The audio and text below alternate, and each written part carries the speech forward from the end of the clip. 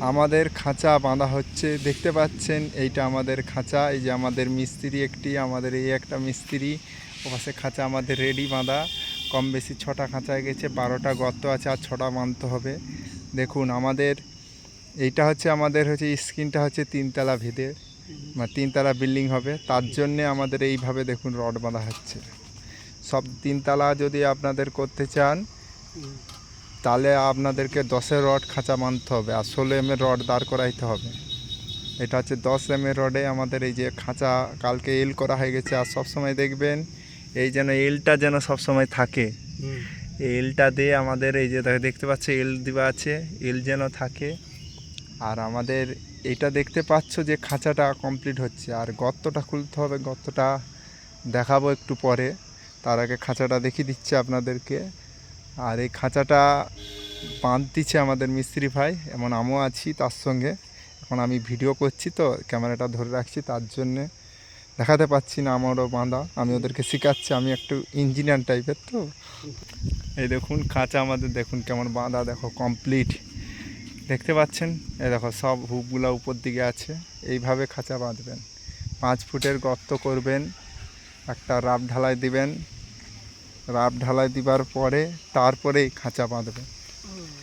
আমাদের গর্তটা পাশে দেখুন কমপ্লিট হয়ে গেছে। গর্ত দেখতে পাচ্ছেন মাটি চারপাশে ভর্তি। যে আমাদের খাঁচা রেডি, সব খাঁচা বাঁধা রেডি হচ্ছে। কালকে আমাদের মেশিনে আসবে, ঢালাই হবে। আর গর্তটা আপনাদেরকে দেখাচ্ছি কত ফুট গর্ত। এই দেখুন আমাদের গর্তটা দেখুন, দেখতে পাচ্ছেন গর্তটা কত ডিপ। এখানে রাব ঢালাই আছে। 5 ফুট বাই 5 ফুট করবেন, তাহলে এটা 3তলা ঘর উঠবে। যদি গর্ত ছোট করো তাহলে কিন্তু হবে না, 3তলা হবে না। প্রতিটা গর্ত এরকম করে 5 ফুট করে আছে। টোটাল 12টা গর্ত, টোটাল 12টা গর্ত আছে দেখতে পাচ্ছ। এইটা হচ্ছে আমাদের রাব ঢালাই গেছে। একটা রাব ঢালাই দিবেন, দিবার আগে প্রথমে বালিতে আগে বালি ফেলাবেন 10 ইঞ্চি করে গর্ত, তার উপরে রাব ঢালাই দিবেন 3 ইঞ্চি। দেখতে হচ্ছে প্রতিটা গর্ত টোটাল 12টা গর্ত আছে। জয়টুকুন দেখাতে পাচ্ছি, আপনারা বুঝে নেবেন, এমন দেখবেন, আমার সঙ্গে থাকবেন। ভিডিও সবসময় আমি রাজমিস্ত্রি একটা কিছু না কিছু একটা নতুন ভিডিও নিয়ে হাজির হয়ে যাই। আপনারা দেখবেন, লাইক করবেন, আর সাবস্ক্রাইব করবেন। এই দেখুন রাস্তা, প্রচুর রোদ।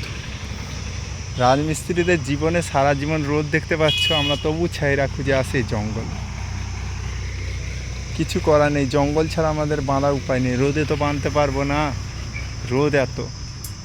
গরমকালে এইটাই প্রবলেম আমাদের রাজমিস্ত্রিতে। ঠিক আছে বন্ধু, এই পর্যন্ত।